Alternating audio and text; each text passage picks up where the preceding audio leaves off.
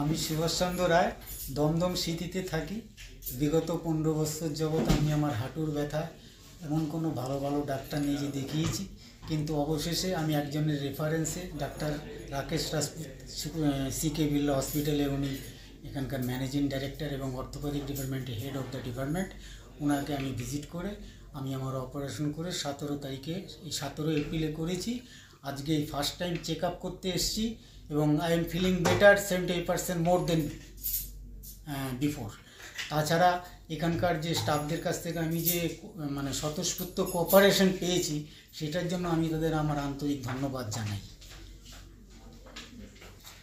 সার্জারির আগে আমার কষ্ট হতো, আমি চলাফেরা করতে পারতাম না এবং চলাফেরা করাকালীন আমার প্রচণ্ড পেইন হতো এবং কোথাও বসে একটু রেস্ট করতে হতো, রেস্ট করে আমাকে আবার চলাফেরা করতে হতো।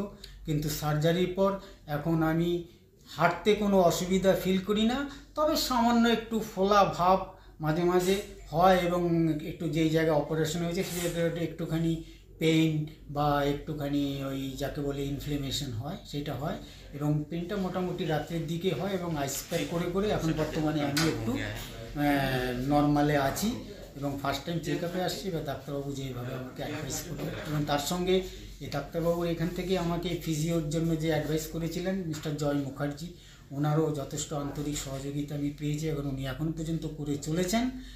আর তাছাড়া আমার সম্বন্ধে বলতে গেলে আমি একজন রিটায়ার্ড, আগে প্রফেশনাল ছিলাম লাইনে, কিন্তু করোনার পরে আমি রিটায়ার্ড হয়ে গেছি। এখন সামান্য কিছু প্র্যাকটিস করি বাড়িতে, just to pass the time. That's okay, that's all.